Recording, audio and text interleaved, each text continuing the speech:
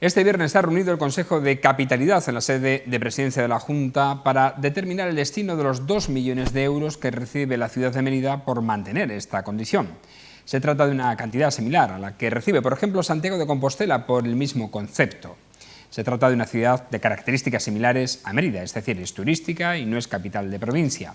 La Xunta de Galicia ha otorgado este año 2,32 millones de euros a su capital para mantenerla. La vieja Augusta de Mérida tiene sobrada experiencia como capital. Lo fue de la provincia hispana de Lusitania en tiempos romanos y también de la diócesis de Hispania desde finales del siglo III.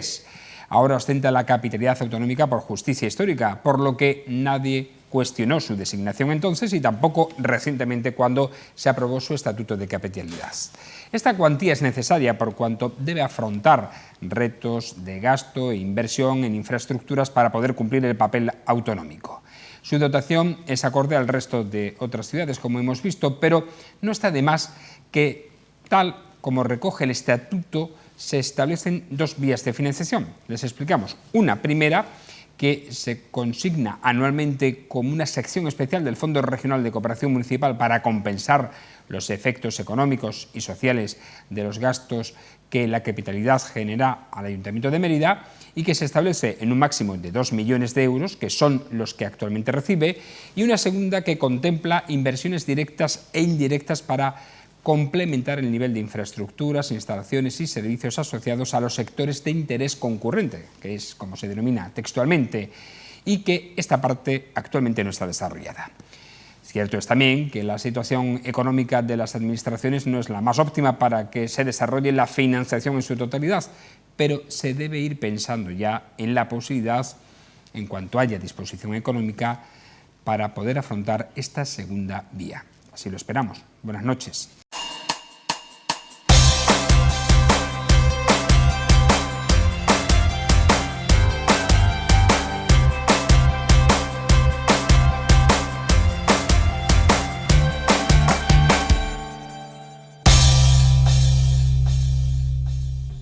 Bienvenidos a esta picota, edición número 1066. Es viernes, no es la última del año, pero sí la última de los viernes del año. Así que vamos a saludar a quienes nos van a ayudar a analizar la jornada de este viernes en esta mesa que habitualmente montamos para debatir los asuntos más interesantes, como son estos que vamos a abordar, el de capitalidad entre ellos.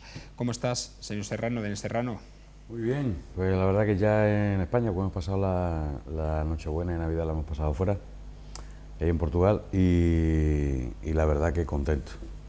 Contento este año, especialmente contento por gente cercana a mí que está viendo la luz después de pasar un largo tiempo en un túnel, así que bastante contento. Pues mira, nos alegra muchísimo que así sea. Don Abel Hernández, ¿cómo está? Buenas noches. Buenas noches, bien, de momento seguimos dilatando las vacaciones, dilatando las fiestas, y es bueno si lógicamente se van desarrollando cosas para la capitalidad. Ahora hablaremos de ello y ya evidentemente tenemos que hablar con la señorita Irene Torres. Buenas noches.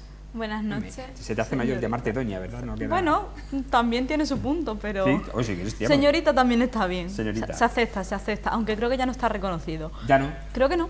Creo que ya solo... que hace un tiempo que se dejó de reconocer, pero bueno, como estamos en confianza. La verdad que la Nochebuena muy bien, porque se junta con el cumpleaños de mi madre, entonces hacemos ahí como una fiesta doble que son épocas muy bonitas. Yo conozco también otra persona que celebra su cumpleaños el día de Nochebuena. No es normal, ¿verdad? Pero bueno, es un día feliz, oye. Sí, la verdad que se junta toda la familia, se aprovecha un poco esa dicotomía de las dos cosas para que la fiesta sea un poquito más alegre. Y también te ahorras un regalo. Todo se ha dicho bueno, de paso. yo intento hacerle dos para que no le coja manía a las fechas, pero... Bueno, vamos a comenzar hablando del Consejo de Capitalidad, porque este viernes, como hemos dicho, se ha celebrado este órgano en la sede de la Presidencia de la Junta de Extremadura. El alcalde de Mérida ha llevado a esta reunión un borrador de convenio para incluir la construcción de la segunda fase del desdoblamiento de la carretera del polígono El Prado desde la rotonda de Feme, y que no se contemplan actualmente los presupuestos autonómicos. Son algo más de 2 millones de euros y se trataría de una inversión plurianual a ejecutar en 2020 y 2021. 21. Así que es la principal noticia que nos deja este Consejo de Capitalidad. Dani, tú has pertenecido a este Consejo de Capitalidad. En el Consejo desde sus inicios, desde su constitución, y la verdad que aparte de lo que es lo propiamente dicho de esa cantidad fija, ¿no?, digamos así, de esos 2 millones de euros por los gastos que asume Mérida como capital autonómica, y una reivindicación además histórica que se llevaba pidiendo 20 años, 20 años pidiendo nuestro estatuto, ¿no?, de capitalidad, ¿no?, básicamente para asumir lo que es justo, por justicia. Pero aparte de eso, viene muy bien, sobre todo para la presión y esa negociación, además, de donde van todos los grupos políticos que defienden lo mismo que es la ciudad, a pelear por una serie de inversiones que el Gobierno de Extremadura, pues pueden ser para Mérida, pueden ser para otro sitio, ¿no? Y creo que además salen muy buenas ideas y se consiguen muchas cosas para la ciudad, no solamente lo que es esa cantidad en efectivo, sino que todos esos añadidos, mejoras en los colegios, porque los colegios sabemos que son competencia de la Junta de Extremadura. Los ayuntamientos llevan el mantenimiento, pero es la Junta la que tiene que acometer esas inversiones, ¿no?, esas mejoras. Y creo que aparte de esa cantidad fija, ya digo que viene muy bien todo eso demás, porque mismo ahora el desdoblamiento, el plan de empleo que se han sacado anteriormente, o sea, siempre es algo que pasa más allá de la cantidad puramente de esos 2 millones de euros. Es mucho más lo que recibe la calle. Bueno, y lo que he dicho yo, ¿cómo lo valoráis? Sobre la editorial, la segunda fase, segundo punto de la financiación que queda por determinar. Lo he dicho, cuando haya disposición económica. Sé que en estos momentos las administraciones no están en la situación más bollante, pero algún día habrá que acometerla también. Pero es que se mueven mucho los papeles, es que últimamente las administraciones están como el ave. Ya llegará. Vamos a mover fases, papeles, tal, pero es que nos jubilamos y todavía seguimos moviendo papeles y anunciando medidas en prensa. Creo que a este país le resta burocracia. Hay que restar muchísima burocracia. Hay que hacer esto, se hace. ¿Cómo lo pagamos? Pero se hace, se acomete desde ya. No se paran las obras 4 años o 3 años, o venga, hacemos los 6 meses antes de cada elecciones, hacemos un poquito de una obra para que los ciudadanos nos vean. Y creo que es lo que pasa con todos los partidos. Entonces creo que eso hay que pasar por la tijera a la burocracia. Abel, ¿qué opinas? Bueno, yo lo primero que me gustaría decir es que me gustaría decírselo a los emeritenses, es decir, Extremadura tiene que estar tremendamente satisfecha por ser la capitalidad de Extremadura, independientemente del dinero que eso le competa en unas cuestiones o en otras. Yo creo que hoy por hoy, y ya en su momento, es decir, el hecho de que la capitalidad de Extremadura estuviera en Mérida es algo para agradecer. Y otra cosa porque le da notoriedad mayor a la ciudad, que la tiene, porque Mérida tampoco es que la precise, pero le da notoriedad, y segundo, también le genera economía. Claro, por eso es economía que viene, por lógicamente ser la capitalidad, los 2 millones de euros que están establecidos y que yo creo que se ampliarán, pero yo creo que por encima de todo debe de estar esa sensación de formar región, formar Extremadura. Yo creo que eso es fenomenal, es decir, algo que si no se irían haciendo. Yo creo que estamos hablando de gobiernos, estamos hablando de un montón de cosas, y resulta que luego todo se diversifica en una cosa y en otra, cuando lo que teníamos era que apoyarnos lógicamente todos dentro de una capitalidad, porque si no empieza a haber discrepancias de a este le han dado más, este menos, y yo creo que lógicamente debemos tener o debemos sentirnos solidarios. Si no nos sentimos solidarios, es solidarios en todo, si no, no tendría sentido. Irene, ¿qué opinas? Creo que el Consejo de Capitalidad es una cosa que al final es como un poco burocracia, ¿no?, que está muy bien, pero es muy bueno porque da un poco de consenso a veces. Yo los 4 años que estuve en la administración, si algo sacábamos de los consejos de capitalidad es que cada cada formación política llevaba sus propuestas al Consejo y nadie criticaba las de otras formaciones. A todo el mundo les parecía un plus para ir subiendo y un plus para ir aportando entre todos a la ciudad a través de lo que sería la región, ¿no? A través de la capitalidad, hablando con la Junta. Y se creaba como un clima que a mí me parecía muy bonito en el sentido de escucharse y de formar un poco, de tender lazos entre lo que es la administración local y la administración regional. Es verdad que creo que debería ser un poco más vinculante, porque al final, si no, se queda en una reunión donde van los medios, toman imágenes, lo sacan, es una vez al año, y el año siguiente te tienes hasta que leer el acta porque no te acuerdas de lo que ha pasado el año anterior, o por lo menos así lo viví yo un poco desde dentro. Si se sacan cosas positivas, bueno, los 2 millones forman parte del Estatuto de Capitalidad, así que no es que se saquen en este Consejo, ¿no? Es que forman parte de lo establecido. Pero sí creo que es una oportunidad para reivindicar lo que desde el Ayuntamiento se reivindica, pero en otro espacio. En ese sentido lo veo positivo. Creo que la segunda fase de desdoblamiento es necesaria y no creo que nadie se vaya a mostrar en contra de que se haga. Y sobre el otro tema que hablabas, que era de cómo se incrementan los presupuestos, yo creo que este año los presupuestos han sido un poco desastre, los presupuestos regionales, en el sentido de que muchas veces las mayorías absolutas, la negatividad que tienen, lo negativo, y no solo para la oposición, sino para el mismo gobierno, es que se confían. Entonces, el gobierno se confía de que al tener mayoría absoluta, más allá de las enmiendas parciales que le hagan otros grupos, que muchas veces ni se hacen porque resulta prácticamente irrisorio la cantidad que aprueban los gobiernos, creo que los presupuestos podrían haber sido más completos con respecto a Mérida y con respecto a otras ciudades. No lo hago por barrer para casa, sino que en ese sentido se han visto un poco más llevados a otras cuestiones que, bueno, que sí, creo que a veces es cuestión de organizarse, y en los presupuestos también.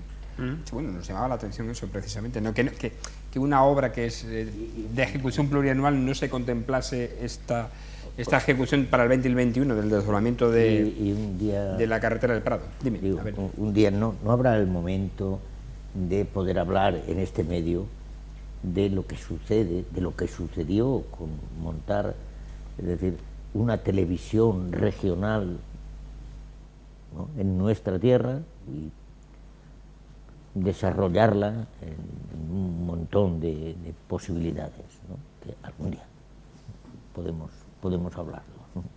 Y tú lo conoces desde los dos lados, ¿no? Por eso. ¿Pero por qué quieres hablar? Digo, bueno, pues aquí quisimos poner una televisión regional, una televisión autonómica, y que lógicamente hubo momentos en los cuales se quiso hacer convenios con la televisión nacional, es decir, lugares locales, todo aquello que se desarrolló y que después pues desapareció un poco como creación, ¿no? Y a eso es a lo que me refería. Y con ellas muchas empresas ya, pero por eso aquello conocimos en aquel momento, ¿no? Sí, es cierto. Y que no se ha vuelto a hablar de nada. Bueno, cada vez que se ha vuelto a hablar, es decir, bueno, pues hablamos ahora del director de la televisión, o hacemos algo de la CESMA, pero tampoco se hace nada para que se visualice, digamos, una televisión regional en la capitalidad. ¿Por qué no?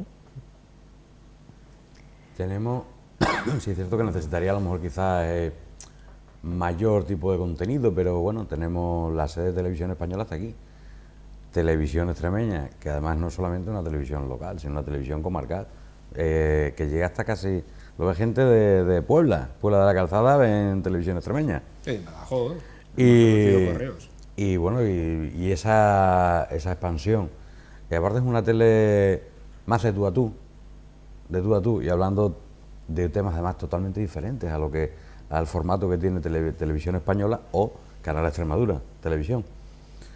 Entonces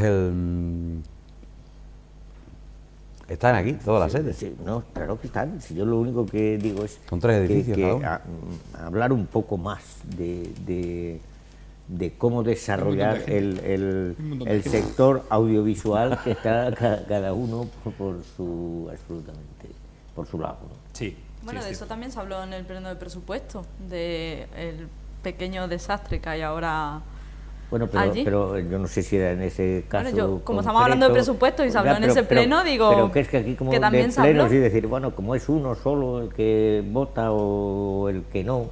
Bueno, el debate de presupuestos pues fue un poco. Enriquecedor. No, casi nada, enriquecedor. Bueno, nada. yo creo que sí. No, yo creo que no. ¿No? No. Bueno. Bueno, porque si uno dice yo solamente voto otra cosa distinta, cuando ya sé que no... Sin que sirva de precedente, estoy totalmente de acuerdo contigo. Vaya, hombre. Vaya. Gracias, Daniel. Es Navidad, el árbol navideño hace que se unan las opiniones. Y me ha tuteado, y me ha tuteado. Bueno, por cierto, quien no anda muy bien son las entidades de crédito, las oficinas concretamente, porque hemos conocido que las entidades de depósito españolas cerraron 28 oficinas en Extremadura, 28 oficinas más en el tercer trimestre del año, según la estadística publicada por el Banco de España. A nivel nacional se clausuraron 533 sucursales en el tercer trimestre, hasta situar el total de la red en 24.855, mientras que en 2018 se suprimieron 1.309 oficinas. Entre enero y septiembre de este año se cerraron 1.156, siendo especialmente intenso, como decimos, este tercer trimestre, a razón de 6 clausuras por día, lo que provocó que la red bajase de las 25.000 sucursales por primera vez, atención, desde junio de 1980. Yo no sé si veis al final del horizonte qué banca va a quedar, pero yo tengo toda la sensación de que de aquí a 5 o 10 años vamos a tener menos bancos, o sea, se van a ir agrupando, fusionando más entre ellos, y muchas menos sucursales, porque se va a imponer evidentemente la banca online, con lo que eso supone en menos empleo también, evidentemente. A ver, Irene. Yo creo que en general el tema este de que muchas cosas las hagamos online y que nos olvidemos de que tenemos el banco un poco a la vuelta de la esquina, por llamarlo... Y que nos obligan a hacerlo online también. Sí, muchas cosas ya sí. Cada vez reducen más los horarios de atención en ventanilla, etcétera, ¿no? Pero creo que no es positivo, o sea, es positivo en la cercanía, es decir, es positivo que esté el servicio. Yo creo que los servicios online al final, bueno, en cierto modo nos facilitan la vida, pero también creo que en cierto modo habría que obligar, entre comillas, a mantener ciertas sucursales, sobre todo en zonas en las que, por ejemplo, hay una población muy mayor y se han cerrado sucursales, y ahí hemos visto cómo ha habido incluso manifestaciones por parte de algunos vecinos para que esas sucursales se mantengan, porque una persona mayor no puede operar online, por mucho que tú le intentes explicar, o nunca va a ser capaz, y además ya no es solo que no vaya a ser capaz, es que no está dispuesta porque es lo que ha vivido toda su vida. Creo que en este sentido no es una noticia positiva, sobre todo porque creo que tenemos que cuidar lo cercano, o sea, y en Extremadura lo tenemos mucho más claro a lo mejor que en una ciudad, o sea, en unas regiones o en unas ciudades más grandes. En Extremadura tenemos muy claro que el comercio local, que el banco de tu pueblo o bueno, de tu región, ¿no?, es algo que necesitamos. Pero claro, los datos muchas veces no salen, y en ese sentido tenemos que aprender también a que a veces, aunque nos cueste un poquito más, en vez de hacer el trámite por internet, deberíamos acercarnos por mantener esos servicios. Y que la Junta tiene que también, bueno, la Junta con los bancos regionales y el Gobierno con los estatales también debería presionar un poquito para que estas situaciones no lleguen a lo que tú dices, a la desaparición. A ver, Danita. De todas maneras, el formato está cambiando un poco, tipo como un tirachina. Esto ya se anunció hace ya muchos años, ¿no? Con las fusiones de los grandes bancos, pues lógicamente tenemos el caso, por ejemplo, de Banesto y Santander, ¿no?, que estaban aquí en las dos oficinas mayores de la calle Santa Eulalia. Era una del Banesto y otra del Santander, una enfrente de la otra. Era más que lógico que con esa fusión tener un banco enfrente de otro, o cuando vas a cualquier pueblo, en la calle de los bancos. Bueno, y va a pasar ahora también con el Popular, porque efectivamente, el Popular ha sido absorbido o comprado, mejor dicho, por el Santander, y hay una oficina enfrente de la otra también. Pero también ha dado el cierre de oficinas que se cerraron en muchos pueblos. Mi banco, por ejemplo, aquí de Mérida, yo tengo que ir a Almendralejo si tengo que hacer alguna gestión. Normalmente la hago por teléfono, pero claro, a otra persona mayor, como dice Irene, pues es lógico que le costaría un poquito más, ya que no hay oficinas en Mérida de momento. Pero sí se han creado, sobre todo en los pueblos, los agentes, y los agentes se han ido montando sus pequeñas oficinas. que dependen, digamos, no es una oficina registrada directamente por la entidad bancaria, pero en pueblos donde no había servicio, al quitar esa orden que hizo el banco, ahora quito sucursales de aquí, de aquí, de aquí, pues dio pues lugar, digamos, a estos emprendedores que son autónomos, todos, de bueno, pues buscar para que en pueblos donde ni siquiera hubo en su día oficinas, pues se puedan tener oficinas bancarias. En cuanto a lo que has dicho de que las fusiones cada vez va a haber menos bancos, yo no creo que el poder sea como la película de los inmortales, ¿no? Que solo vaya a quedar uno. La banca online va a tener muchos menos costes. Al tener menos costes, ¿por qué no pueden más personas formar más bancos? Yo creo que habrá más bancos, menos oficinas. Eso sí, vamos a atender a oficinas lo mínimo. Pero sí va a haber muchos más bancos. Aunque los fuertes sigan siendo los mismos, pero sí va a haber muchos más bancos online. Lo que pasa es que las condiciones que también está imponiendo el Banco Central Europeo son muy duras para las entidades. Es decir, por eso han de tender a agruparse para formar bancos mayores, debido a esas demandas que hace el Banco Central Europeo, ¿no? Esas condiciones que está poniendo. Yo lo que me gustaría era desde aquí lo digo, compañeros de la banca, estoy absolutamente disgustado con los bancos porque les llevan haciendo trabajar horas, servicios que no se merecen para nada. Y sin embargo siempre hablamos de los bancarios, es decir, de aquellos que trabajan como si fueran los últimos de la banasta, ¿no? Cuando ellos han trabajado durante muchos años para mantener este sector, el sector bancario, y hoy hasta cualquier ciudadano les desprecia. De alguna manera vas a alguna entidad bancaria y lo primero que escuchas es decir, oh, mira, estos que no hacen nada y ahora se van a tomar café cuando... Y yo creo que este país tiene que, y es verdad que el Banco Central Europeo está imponiendo sanciones o digamos condiciones duras, pero la banca tiene que darse cuenta de que el dinero es el dinero que perciben como derechos los ciudadanos. Y parece que eso no existe. Es decir, un señor está cobrando su pensión y lógicamente tiene que llevarla a un sitio, digamos, a un banco el que no le damos. ¿Por qué? Porque decimos, es que esto sale muy caro. Hombre, por favor, ¿cómo es que sale muy caro? Cuando resulta que llevamos pagando rescates bancarios para entidades mayores, menores, entidades de la propia comunidad autónoma a la que no hemos sido capaz de poner de acuerdo, y eso lo recordáis perfectamente, como determinadas entidades que teníamos que haber hecho uniones, fusiones o como se quiera llamar, y lo que va sucediendo es todo lo contrario.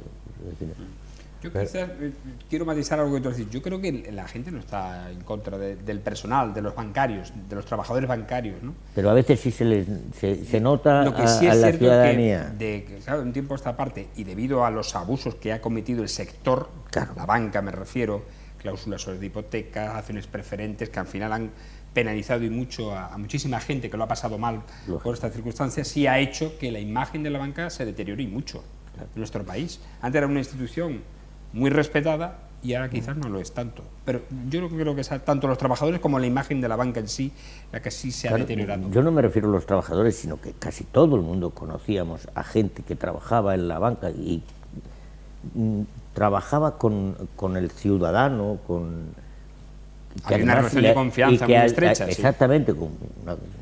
Con confianza estrecha y además ayudando, ¿no?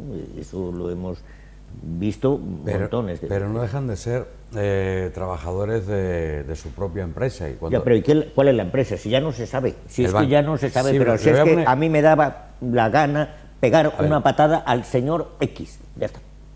A ver, que yo creo que el señor X es el que tiene que echarse. Y punto. Le pongo el ejemplo de la cláusula suelo. La cláusula suelo en 2017, cuando salió la última sentencia a los bancos donde se han agarrado muchos bancos a esa de que si no reclamas en 3 meses lo de la cláusula suelo, digamos, pierdes esas condiciones, que son las cartas que actualmente pues toda la gente que tenía en atrasos el cobro o la regularización de sus hipotecas por la cláusula suelo, fueron a preguntar. Yo conozco de muchos casos que han ido al banco. ¿Qué pasa con lo de mi cláusula suelo? No, tienes que... Se le han dado largas a muchos usuarios también. Se le ha dado largas a muchos usuarios y no les ha dado largas a Potín ni otro. Le ha dado largas el de Ventanilla.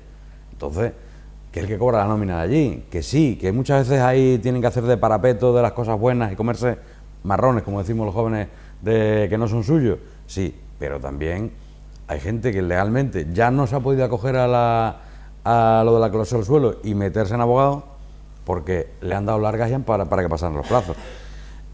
Luego, en cuanto al tema de los costes del banco, estamos equivocados en una cosa. Nos hemos obsesionado con atacar a la banca, atacar, en lugar de consolidar y proteger al usuario. Si nosotros le ponemos un impuesto a la banca por colocar cajeros en la vía pública, ese impuesto no lo va a pagar el banco. Lo vamos a pagar los demás. Lo repercuten en sus usuarios. Si claro, se le clientes. pone un impuesto a la banca porque es que están haciendo, al final lo paga el usuario. Si se le pone un impuesto a las compañías eléctricas, al final la luz no sube. ¿Por qué no proteger al usuario? Deja vivir al banco, haz lo que quieras, pero mis derechos ¿cuáles son? Esto y esto. Y eso no se ha hecho. Nos hemos dedicado a atacar, a tirar piedras, en lugar de construir un buen escudo. Pero Y creo que eso yo creo que hay una política bancaria general que este país no es capaz de asumir, y sobre todo cuando estamos hablando de, digamos, en zonas rurales, o aquí nadie pasa, pasamos de todo, es decir, que hay tantas oficinas bancarias o no hay ninguna en ningún pueblo, pero bueno, vamos a ver, oiga, que mi padre, mi madre, quien no sé quién, sigue cobrando una pensión, y bueno, ¿y ahora qué hacemos con esto? ¿No? Tendrá que, si no... Te voy a contar un caso que he vivido. Mi madre vivíamos cuando era pequeñito en Río Lobos, un pueblecito al lado de Plasencia. Sí, no había banco, había una oficina de Caja Extremadura. Y tenía, claro, ya cobraba, digamos, una pensión por el Banco Hispanoamericano. Sí. ¿Dónde estaba el Banco Hispanoamericano? No, perdón, el Banco Central. Antes de la fusión. Central Hispano. Primero fue Central y después fue Central Hispanoamericano. Por el Banco Central, que era la cartilla que tenía en Madrid cuando vivía en Madrid. Y recuerdo que venía una vez a la semana una mujer de Plasencia al lado, y en su casa, iba atendiendo en su casa, atendía a la gente que quiere, pero para que te traiga. Pues mira, sácame tanto dinero. Se llevaba las cartillas de todos con los papeles escritos de, pues sácame a mí 5.000 pesetas, sácame 10.000, tráeme la pensión para tener para el mes. Pues casi que hemos vuelto a eso, ¿eh? Y estamos volviendo para atrás. Estamos volviendo a eso porque en muchísimos pueblos han desaparecido las entidades bancarias. Sí es cierto que Extremadura es de las menos afectadas porque gracias a la Junta y a las diputaciones que han suscrito acuerdos con algunas entidades financieras hay ya cajeros, por lo menos cajeros, en algunas localidades.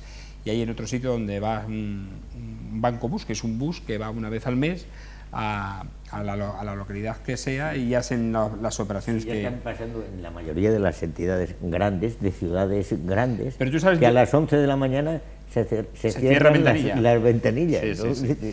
Vamos, yo sí en eso he hecho de menos, y es increíble. una pena, las entidades financieras más locales, las regionales. Aquí pues la Caja Badajoz, Caja Extremadura, Caja... Claro. Todas esas cajas que tenemos aquí, que además realizaban una gran labor social en la región, y que eso pues al final ha desaparecido. A ver, pero seguimos opinando sobre este tema, Irene. Yo creo que los impuestos a la banca son necesarios porque la banca ha sido rescatada con dinero público que, por cierto, no ha devuelto porque se encuentra con muchos problemas económicos, y aquí el rescate lo han pagado los ciudadanos, todos los ciudadanos. Doblemente. Porque no se sigue También hay que decir que no todos usuario. los bancos. No, O sea, claro. Las cajas de ahorro son las rescatadas y algún banco que otro más, Banco del Mediterráneo, en fin, pero sobre todo las cajas de ahorro. No han devuelto eso y nadie les ha obligado a devolver eso. Esto es una cosa inaudita. Los gobiernos lo primero que deberían hacer es obligar a la banca a devolver el rescate que se les ha hecho, porque tú miras las cifras y son de las personas más millonarias de nuestro país. ¿Cómo no van a tener para devolver el rescate? Si miras sus cuentas, literalmente, sus cuentas bancarias, eso es un descaro que, bueno, a lo mejor por ahí empiezan los problemas de la banca, porque si en vez de rescatar a tus pequeños bancos y a estas entidades de las que hablamos, tú rescatas a un banco muy grande, de que la dueña y el dueño son de las personas más influyentes y con más dinero económico, o sea, con mayor economía del país, pues a lo mejor estás mirando mal, estás poniendo mal el foco. Y luego sobre los impuestos a la banca yo no estoy de acuerdo. Yo creo que además de ponerle impuestos a la banca, lo que tienes que hacer es, dentro de esos impuestos, hacer que no repercutan en el ciudadano. ¿Por qué? Porque la banca gana. O sea, hay bancos que tienen muchos beneficios y que sus clientes no lo ven. ¿Por qué no lo ven? Porque al final cada vez son, primero los rescates, después las comisiones y los impuestos. ¿Y qué? O sea, al final lo tenemos que pagar nosotros. Yo creo que, bueno, yo no estoy en ningún banco grande porque como no estoy muy a favor de cómo se regulan, es verdad que estoy en una banca pequeñita porque creo que es lo más ético y creo que debemos empezar también a predicar con nuestro ejemplo y por eso no estoy en uno de estos bancos que han sido rescatados. Pero creo que, bueno, primero que si empezásemos todos por no llevar nuestro dinero a ese tipo de banco, empezarían a bajar esas exigencias. Y bueno, por otra parte de eso, creo que los impuestos no tendría que legislarse para que no puedan repercutir en las personas, o sea, en los usuarios, porque al final, si tú no les pones impuestos, les estás beneficiando por algo que no están haciendo bien. O sea, no sé, yo ahí he visto varias leyes que se han echado para atrás y también creo que se echan para atrás por parte de los gobiernos, me refiero a gobiernos estatales, no hablo de gobiernos regionales, y se echan un poco para atrás por miedo, ¿no? Porque, bueno, es verdad que casi todos los partidos de este país tienen créditos con los bancos y eso influye a la hora de legislar hacia los bancos, porque al tener crédito con los bancos están un poco vinculados, de una manera o de otra. No digo que tengan una vinculación de mandato, pero sí tienen una vinculación de a estos no los tocamos porque no dejan de ser los que ahora mismo nos dejan dinero para ciertas cosas. Y creo que todo el mundo sabe eso. Hay un ejemplo de todo esto, ¿os acordáis de lo de Boyer y todo esto? Es que ya parece que hemos olvidado totalmente. Y tienes ahí a unos señores que siguen trabajando en el sector, digamos, del trabajo, un sector de los trabajadores, que siguen luchando, lógicamente, o hablando en la regulación de los trabajadores, de cómo tal oficina se elimina, todo eso se sigue haciendo. Es decir, se sigue habiendo personas que siguen luchando, lógicamente, en el sector sindical, que también pues siguen teniendo una representación y se juegan mucho, digamos, en cuanto a la regulación, ¿no?, del trabajo, ¿no? Nos costaría al final más dinero. Hay una... Bueno, pero si es que da igual lo que nos cueste.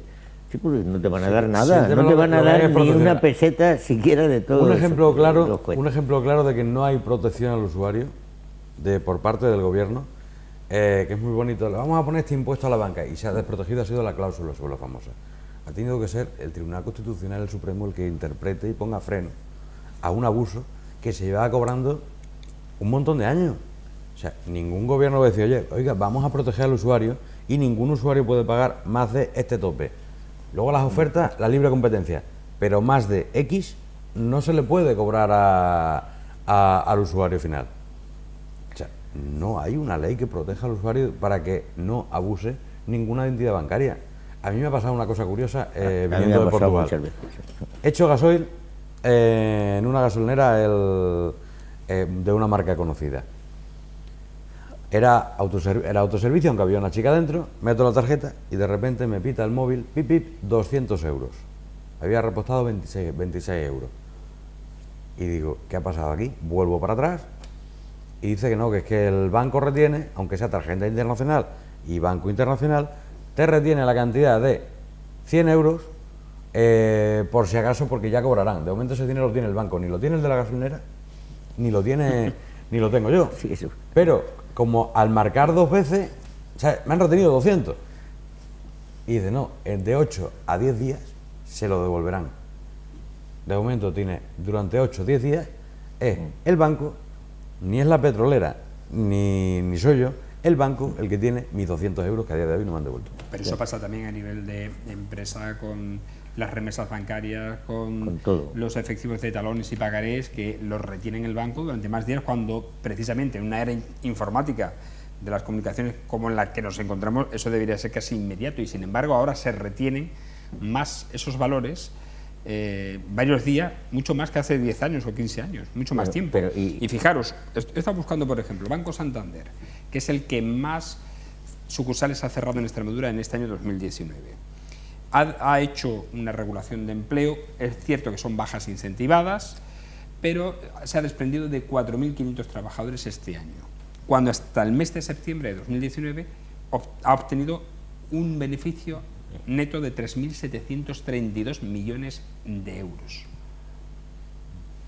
O sea, capitalismo salvaje. Se come porque esto no está regulado, porque cuando ha habido asociaciones como las asociaciones de afectados por las hipotecas, cuando ha habido asociaciones como la PA, cuando ha habido asociaciones que han intentado que las leyes sean mucho más duras, y no sean mucho más duras en el sentido penal, sino en el sentido de sanciones y en el sentido de que al final repercuta en la calidad de los trabajadores, de los ciudadanos y de las personas, se han mirado como colectivos radicales que lo que quieren es el comunismo y lo que quieren es tal, cuando son personas que han propuesto leyes muy coherentes, muy estudiadas y con una repercusión económica para los bancos, por supuesto, pero es que mira los beneficios que tienen los bancos y no para los ciudadanos.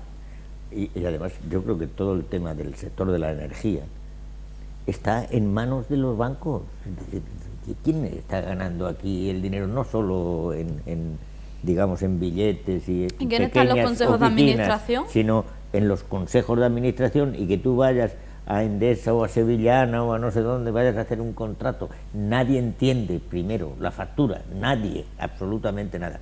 No se sabe cómo... Pero ¿quiénes están esos consejos de administración? Sí, pero lo intentas explicar, pero en definitiva estamos manteniendo un país que debería de gestionarse con la transparencia suficiente, es decir, para que los resultados fueran eficientes, no solamente... Yo tengo una medida muy propia digamos, para ello, a ver. Que haya resultados económicos y los tengas, porque ¿para qué un banco, si resulta que tiene el poder de la energía? Pues ya tiene, lógicamente, el dinero. El banco que tiene su dinero presta a quien quiera, es el caso... Bueno, que es, hombre, pero tú como país puedes decirle, ¿cómo que usted presta a quien quiera? No, eso en este país no se hace. Pero es el intervencionismo, por eso, para no ser intervencionista, no, ya, claro, y tampoco ser abusivo, permitir los abusos. No intervencionismo. Por eso vamos a proteger al usuario, si es que no estamos desprotegidos, nos dedicamos a tirar piedras y no tenemos nuestra casa bien hecha. Si ahora mismo, tú imagínate, eres un banco, usted puede prestar dinero como usted quiera, pero no va a cobrar más del 3% de intereses por este concepto, por este concepto, por este concepto. Y no puede cobrar como entidad bancaria ningún tipo de concepto nuevo más al usuario. Ahora, quiere trabajar, trabaje, no, lárguese usted. Y limita, que es cierto que la entidad bancaria ganará menos, y ese dinero, y ese ganar menos repercutirá directamente en que paguemos menos. Ahora, si dice, es que los bancos son muy malos, pues vamos a ponerle un impuesto porque tengan pinturas verdes. Venga, pues al final hace el banco, traga atrás, nos los cobran los demás. Estuve dando a una conferencia a alguien trabajando en la banca, bueno, lo conocemos aquí todos, le llevé a dar una conferencia para que los niños, los chavales de instituto, aprendieron educación financiera. Educación financiera. Y la pregunta que les hacía es, ¿para qué pensáis vosotros que existen los bancos? ¿No? Y la contestación fue la siguiente: para robar a vuestros padres. Bueno, la que se lía allí parda, es decir, sencillamente lo que hacemos es robar a los padres. Bueno, me acuerdo que le regalamos un libro que se llamaba, de Milan Kundera, ¿no? Y decía, bueno, eso me lo habéis regalado porque he dicho la verdad o porque he dicho la mentira. Pero la auténtica realidad es que la gente que está trabajando, y por ejemplo su hijo que va al instituto, y entonces mi padre, todos estos bancos que hay, es decir, ¿para qué sirven? Y el trabajador les contestó, eso, sencillamente, para robar a vuestros padres. Bueno, está bien la definición. En fin, oye, tenemos que seguir avanzando. Vamos, yo creo que es un tema interesante de la banca, pero tenemos que seguir avanzando en más contenidos. Hoy, en la comparecencia tras el Consejo de Gobierno de la Junta de Extremadura, en la comparecencia que ha realizado el presidente de la Junta, Guillermo Fernández Vara, ha hablado sobre la situación política nacional y sobre la investidura. Vara considera que un acuerdo de cara a la investidura con los nacionalistas dice que es el único posible, pero no es el mejor. Y ha añadido que defiende que hay opciones para que el independentismo sea irrelevante, pero para ello necesita o precisa la concurrencia del resto de fuerzas políticas constitucionalistas. A ver, Dani. Qué disgusto. Qué disgusto. Hace 2 días, defendiendo Extremadura, si esto pasa me voy del PSOE, si esto ocurre, y ahora no es lo mejor, vamos, hay otras opciones mejores, no me gusta, pero es la única viable. No. Yo quiero políticos, sea del partido que sea, que digan las cosas y las mantengan. Yo chapó el otro día con las declaraciones de Ibarra, cuando que le estuvimos hablando aquí. Y estaremos opuestos, pero defiende lo suyo. Y es de las personas que ha vivido la transición real. Entonces, ahora que ponernos en manos, no. Hay opciones, muchísimas opciones. Y no se tiene que poner ni tener que claudicar a una parte que encima se quieren reír del resto, se quieren reír de nosotros. O sea, no hay manera de blanqueamiento para ese caso, ninguna. Porque es romper la condición inecuánime que ellos tienen, es el referéndum de autodeterminación, pero que voten solamente ellos, voten solamente los de una habitación de la casa. O sea, Cataluña es una habitación de nuestra casa, y si hay que votar, votemos todos. Yo quiero votar también en ese referéndum. ¿Quieren hacer un referéndum? Sí, pues como es una casa grande, que tiene 17 habitaciones, pues van a votar las 17 habitaciones, que son las que disfrutan de esos servicios comunitarios. Porque nunca, jamás en la vida, Cataluña ha tenido algo de ápices de independentismo, y llevan 40 años aleccionando a las personas, hasta el punto que los profesores de hoy allí en Cataluña ya están aleccionados. O sea, discútele a un profesor de allí que, a ver si pondría las manos en la cabeza asustado del gremio. O sea, lo que existen los países catalanes, los países catalanes, ¿desde cuándo? ¿Desde cuándo? Y yo pensé que era, al principio es cierto que pensé que era un cachondeo, pero es que lo he visto, en mis propias manos. Digo, ¿cómo es posible? O sea, ¿cómo es posible? Y durante 40 años hemos mirado para otro lado. Y ahora está el problema que está, que un señor de Esparragalejo, pues quiere que es de Esparragalejo, Junqueras, de la familia de Esparragalejo, encima quiere la independencia allí más patriota allí, más catalán que nadie. O sea, eso, inverosímil. Irene.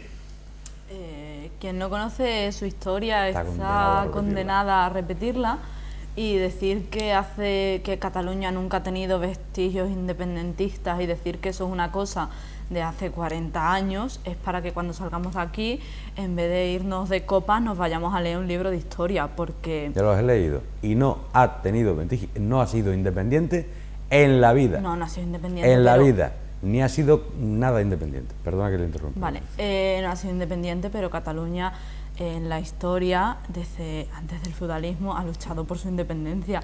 Otra cosa es que sean movimientos que suben y que bajan y que se inflan y se desinflan, pero es una cuestión que no viene de hace 40 años y que no estamos viviendo como nueva.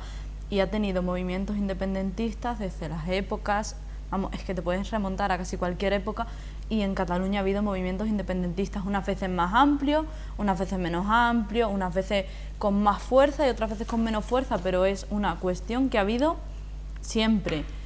No creo que hace 40 años se esté inflando ningún tipo de conspiración hacia Cataluña, por supuesto. Y de hecho creo que ese discurso no deja de ser un poco el discurso del miedo.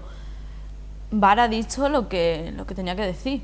Vara no ha dicho otra cosa. Vara ha dicho lo que corresponde decir, porque a veces, nos guste o no, los políticos pertenecen a formaciones políticas y no siempre, pero a veces tienen que, y creo que es una cosa que todos entendemos, a veces los políticos tienen que tirar de argumentario de su partido por el bien de su partido, por el bien de su región y por el bien simplemente de una investidura que creo que flaco favor haría Vara con las declaraciones que estaba haciendo hace unos meses de incendiar entre comunidades autónomas. Ahora mismo está haciendo, creo que lo más responsable, que es dirigir su discurso hacia una investidura que ojalá pronto podamos ver y podamos, aunque sea Abel y yo, porque creo que Dani no lo va a hacer, brindar cuando salgamos de aquí por ella, la verdad. Pues está claro que antes de final de año ya no va a ser posible. Abel. Bueno, yo creo que en definitiva lo que pasa es que vivimos en una España invertebrada desde siempre. Es decir, ya lo decía Ortega, es decir, claro que España tiene que estar vertebrada, tiene que mantenerse sobre derechos y principios que a unos y a otros deben interesar. Lo que pasa es que a veces complicamos las dos cosas o hablamos de las mismas cosas. Yo estoy oyendo hablar durante estos días de la gente que tiene que estar de acuerdo con la Fiscalía o estar de acuerdo con los europeos, ¿no? Con la posición europea. Pero ya no sabe uno lo que está escuchando, de si uno tiene que ser libre o tendría que haber sido libre cuando se presentó a las elecciones europeas, ¿no? O no es así, ¿no? Y por lo tanto eso va complicando la situación de gobierno en cada situación y en cada territorio. ¿Qué nos queda a este país entonces? O todos tiramos para adelante, o si no, todos tiramos para otro sitio. Pero yo creo que si no queremos un gobierno de iguales, y llamémoslo gobierno de iguales en cuanto a las mismas opiniones, esa es una posibilidad. Otro, un gobierno de iguales, todos en contra. Es decir, pero si es que es tan sencillo, si ustedes, los que se llaman constitucionalistas, vale, pues muy bien, voten ustedes un gobierno, o no va a haber gobierno nunca jamás. ¿Vamos? Y entonces nos ponemos con la espada del Cid, ¿no? La tizona y la colada, y estamos casi siempre de acuerdo con los árabes, ¿no? Con aquellos de las espadas. Yo creo que este país está obligado a entenderse, y el día que eso sucede, y eso suceda, también habrá que tener una posibilidad de responder en el sentido positivo de la palabra, en el sentido de que la gente se tiene que entender, y nada es bueno ni nada es malo. Venga, muy rápido, segunda ronda. Hay una pataleta clara, porque se le ha ofrecido a Abel esa, y yo creo que se podía haber hecho un pacto de espado, que estaría casi toda España o la gran parte de España de acuerdo en ello, gobernando con le hubiera llamado Pedro Sánchez al PP, a Pablo Casado, e incluso cuando Ciudadanos se ha ofrecido también, y directamente se ha ido con los independentistas. Entonces eso es lo que España no entiende. Y cuando hace unos meses nadie quería otras elecciones más, ahora hay un movimiento de una gran parte de España que quiere unas elecciones, porque es que si no nos están rompiendo y desmembrando este país. Rompiendo este país. Sí. Wow. Yo al año nuevo le pido un gobierno que suba el salario mínimo y hable menos de independencia, la verdad. Y es con lo que puedo cerrar hoy, con que creo que hablamos mucho de que viene el coco y la independencia, y muy poquito de las buenas medidas que han firmado en un acuerdo los dos grandes partidos que irían en ese gobierno, y creo que podemos hablar de ello, como son la incentivación de la economía y otro tipo de cuestiones que yo le pido al año nuevo que se cumplan. Abel. Yo, hombre, ya que estamos en situaciones de año nuevo, o digamos de nuevas maneras de entender las cosas, pues bueno, propongámosles a Lastra y a Rufián, bueno, que se casen, y lo mismo llegamos a un acuerdo. Pero metafóricamente, ¿te refieres? Hombre, ¿O no? O de verdad. De verdad, claro. Oye, la gente es feliz. Pero lógicamente, bueno, siempre es curioso que cuando se habla de pactos, no sé si os habéis dado cuenta que hay siempre las mismas personas las que negocian, las que hablan, las que parece llegan a acuerdos. Pues vamos a pedirlos que lleguen a acuerdos, porque a veces sucede en las relaciones humanas y en las relaciones sociales que a veces nos encantaría que una cosa se hiciera y que fuera posible, pero a veces no se hace porque, a ver, es que ellos, estos otros que eran mis amigos, ahora no... Es decir, ahora mismo, pues gente de los sectores de izquierda, pues están también pillados en un callejón sin salida. Por eso digo, metafóricamente, pues Adriana Lastra y Rufián, pues bueno, si tenemos que darles el sí de cualquier otra manera, pues que lo hagan. Nos vamos, señores, no hay tiempo para más. Nosotros regresaremos el próximo lunes. Agradecer, como siempre, a nuestros picoteros sus aportaciones y sus análisis. Que lo pases bien, que entres muy bien en este nuevo año 2020 que comienza. Igualmente. En esta nueva década, aunque dice que la década comienza en el 21, no en el 20, porque finaliza esta década en el 20. Exacto, pero en cualquier caso, para nosotros el 20 ya significa casi un cambio de década, ¿no? Sí, es un cambio bastante grande y feliz año a todos. Gracias, Abel Hernández. Feliz año. Y Daniel Serrano, gracias. Feliz año nuevo y feliz Navidad a todos. No os atragantéis con las uvas de martes. Nos vamos. Recuerden que estamos en las redes sociales, en Facebook, Twitter, YouTube e Instagram, y que volveremos a la Navegación del Picota el próximo lunes, en torno a las 10 menos cuarto de la noche. Así que disfruten mucho de este fin de semana y sean felices.